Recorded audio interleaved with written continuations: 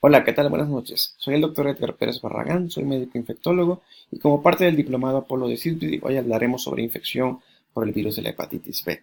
Como tal, el virus de la hepatitis B pertenece al grupo de virus que causan hepatitis virales. Actualmente, este virus causa hasta en 5% de población infección crónica. El virus pertenece a la familia Hepatnaviridae, se transmite por vía percutánea y sexual, de lo que hablaremos más adelante, y es la principal causa de hepatopatía terminal, causando cirrosis hepática. La expresión serológica, las expresiones de la afección por el virus pueden causar hepatitis aguda, hepatitis crónica, una hepatitis oculta, una exposición previa que se resolvió, o podemos tener marcadores de una vacunación. En la etapa aguda las podemos diferenciar sobre de otras hepatitis virales y en la etapa crónica de aquellas causas que nos causen como tal cirrosis hepática o hepatopatía crónica.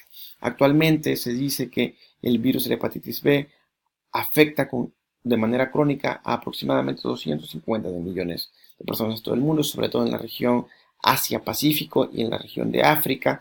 En la región de África se alcanza una alta prevalencia de hasta 8%, también en niños menores de 5 años, y en México como tal tenemos una prevalencia baja que es por debajo del 2%. Como tal, ya entrando a las características propias del virus, es un virus pequeño de aproximadamente 42 nanómetros y qué componentes van a tener y que podemos también medir. El antígeno de superficie que se va a encontrar en la parte externa del virus y que es un marcador antigénico, va a tener una nucleocápside icosaédrica constituida por fosfoproteína, y que también la vamos a conocer como antígeno del core. El antígeno va a ser segregado por las células y esto se va a acumular en el suero también como marcador antigénico y nos habla de una replicación activa. Como tal, también va a contener una polimerasa que se va a encargar de la, como tal, replicación del DNA. Vamos a hablar sobre un poco sobre el ciclo viral de hepatitis B. Una vez que el virus entra al organismo, tiene que llegar al hepatocito donde se va a encontrar un receptor que se va a unir con un dominio del antígeno de superficie, específicamente el dominio pre-S1. Una vez que llegue y se hubo esta unión, se va a internalizar el virus hacia el interior del hepatocito, hacia el citoplasma, y como tal, en el citoplasma la nucleocápside, como vamos a ver aquí adelante, se está internalizando el virus, la nucleocápside va a vertir el DNA en el citoplasma y a través de poros nucleares va a llegar el DNA hasta el núcleo. Aquí en el núcleo vamos a encontrar al DNA en una forma circular cerrada covalentemente y este va a servir de molde para la transcripción de la ARN polimerasa. La ARN polimerasa como tal, como aquí vemos, empieza a transcribir y vamos a encontrar un ARN mensajero que va a salir del núcleo y donde lo vamos a localizar a nivel de los ribosomas, donde se va a empezar a sintetizar el antígeno de superficie, pero también las proteínas de la nucleocápside, como aquí lo vemos. Y aquí, a través de una polimerasa inversa, vamos a sintetizar nuevamente DNA nuclear y tenemos antígeno de superficie, DNA, nucleocápside, que van a conformar nuevamente a un virus completo y que se va a ir a la circulación, y aquí podemos también detectar el antígeno de superficie que puede ser medido. ¿Cuáles son los mecanismos de daño o la respuesta inmune que vamos a tener por la infección por hepatitis B? Realmente no va a haber un daño citopático directo, sino el daño que se va a encontrar es un daño mediado inmunológicamente, tanto por la respuesta inmune innata como la respuesta inmune adaptativa. En la respuesta inmune innata, de manera inicial, vamos a tener células de Kupffer, monocitos, que van a identificar el virus, se van a segregar interleucinas del tipo interleucina 6, 8, 1 beta, factor necrosis tumoral, y el virus va a responder con la expresión del antígeno E, antígeno de superficie también. Se van a activar algunas vías de apoptosis que nos van a llevar a una muerte celular y activación también de otras células como macrófagos, células natural killer y natural killer T. Y también una vez que las células presentadoras de antígenos ya estuvieron en contacto con el virus, estos van a activar la vía inmune adaptativa, donde ya van a intervenir los linfocitos T, CD4, CD8 y también en un momento dado formar anticuerpos, y también los linfocitos T, CD4 y CD8 van a causar daño citolítico directo del hepatocito. Entonces es una respuesta como tal inmunomediada por la respuesta inmune innata y la respuesta inmune adaptativa. Típicamente, tradicionalmente conocemos 4 fases en la evolución de la hepatitis B que recientemente han cambiado de nombre. Típicamente se conocían como inmunotolerancia, inmunoactiva, control inmune o portador inactivo y la fase residual. Aquí en esta imagen se ejemplifica mejor los términos anteriormente mencionados y la nueva terminología.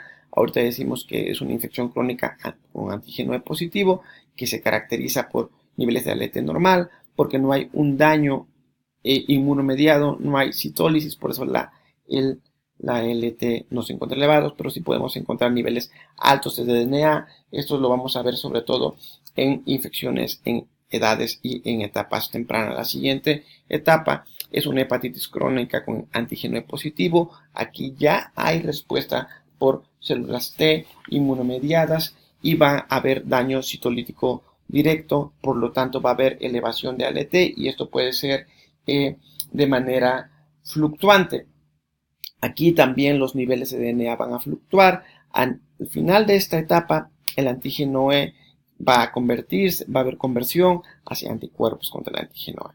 La siguiente etapa es la infección crónica con antígeno E negativo, porque al final de la etapa previa ya hubo conversión contra el antígeno E y aquí vamos a tener niveles de ALT normales y el DNA se va a encontrar por debajo de las 2000 unidades. La fase 4 de hepatitis crónica con antígeno E negativo, aquí puede haber fluctuaciones de la ALT porque puede haber necroinflamación y fibrosis y también puede haber variaciones en los niveles del DNA de la hepatitis B, donde está sobre todo indicado el tratamiento en las fases de hepatitis tanto con antígeno E positivo como negativo. Como parte de esta evolución podemos comentar que el periodo de incubación de la hepatitis B puede ir de 1 hasta 4 meses y los síntomas pueden ir de 1 a 3 meses. Vemos más sintomáticos, por ejemplo, cuando se adquiere la infección a edades más tempranas y también cuando hay otras infecciones como por ejemplo con VIH. En una infección aguda, el antígeno de superficie es lo primero que se va a elevar junto con el antígeno E, que nos habla de replicación. Cuando esto se resuelve, más o menos en 6 meses, desaparece el antígeno E y se forman anticuerpos contra el antígeno de superficie. También vamos a tener elevación de anticuerpos contra el core, de manera inicial anticuerpos IgM y después anticuerpos totales que van a depender de anticuerpos IgG. Cuando esto no se resuelve y persiste el antígeno de superficie por más de 6 meses, que es como identificamos una infección crónica por hepatitis B, cuando no hay resolución, vamos a encontrar permanentemente elevado el antígeno de superficie, antígeno E, que en algún momento, como vimos en las etapas previas, puede haber una conversión de antígeno E a anticuerpos contra el antígeno E, y persistentemente también vamos a encontrar elevados anticuerpos contra el core total dependientes de anticuerpos IgG. Pero ¿cuáles son las vías de transmisión y los factores de riesgo para infección por hepatitis B? Cualquier exposición parenteral o mucosa con sangre infectada conlleva un riesgo potencial, también contacto con fluidos corporales como semen, saliva o secreciones cervicales y lágrimas, también eso se puede dar por una exposición laboral a sangre o secreciones contaminadas. De hecho, el riesgo es 100 veces más que para VIH. También receptores de sangre o trasplantes, aunque esto es poco frecuente en trasplantes, por los fluidos, el sexo sin protección es un factor de riesgo, usuario de drogas intravenosas y transmisión de madre a hijo, es decir, transmisión perinatal. Como tal, el grupo de hombres que tienen sexo con hombres, personas que viven con VIH o los usuarios con drogas intravenosas son los que tienen una prevalencia más elevada de tener una infección crónica por hepatitis B. ¿Cómo hacemos el diagnóstico de hepatitis B? Como ya lo hemos comentado con los marcadores serológicos, también dentro del protocolo diagnóstico vamos a, en un momento dado, medir ALT sobre todo, como marcador de necroinflamación. y también la fibrosis hepática por través de estudios de imagen lo podemos hacer.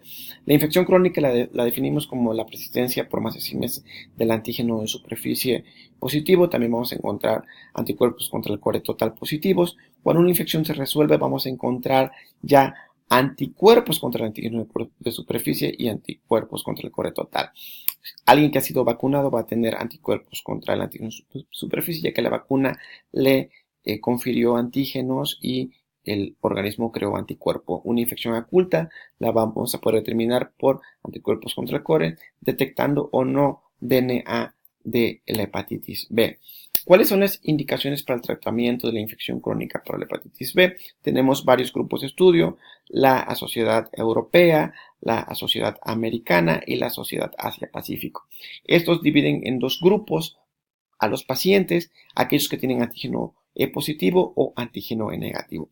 De manera general, todos coinciden que aquellos con antígeno E positivo y que tengan una carga viral de más de 20.000 unidades internacionales y más de 2 veces el valor de ALT sobre el valor normal con una enfermedad significativa de hepática hay que tratar, aunque también la Sociedad Europea dice que más de 2.000 y con una necroinflamación moderada o fibrosis también habría que tratar.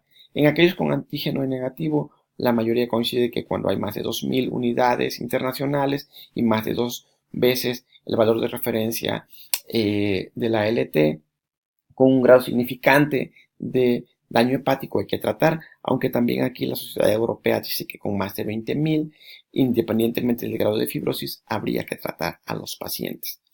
¿Qué tratamiento iniciar? Los tratamientos preferidos, tanto la Sociedad Europea como la Americana coinciden en que de los regímenes preferidos tenemos a entecavir, a tenofovir en sus dos presentaciones, a la fenamide y disoproxil fumarato, aunque hay que comentar que la fenamide no está recomendada por la Asociación Americana, y interferón pegilado son los que preferimos.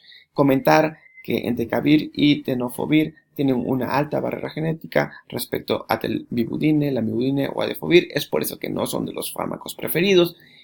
Interferón pegilado se puede considerar cuando hay afección de leve a moderada o cirrosis compensada y es poco segura, de hecho prácticamente no recomendado en cirrosis y definitivamente contraindicada cuando hay cirrosis descompensada. Recalcar que tenofovir y entecavir tienen una alta barrera a la resistencia. En coinfección con VIH, preferimos regímenes para VIH que lleven tenofovir en cualquiera de sus presentaciones, TAF o TDF, y cuando esto no es posible, recomendamos que lleven regímenes con entecavir en su tratamiento.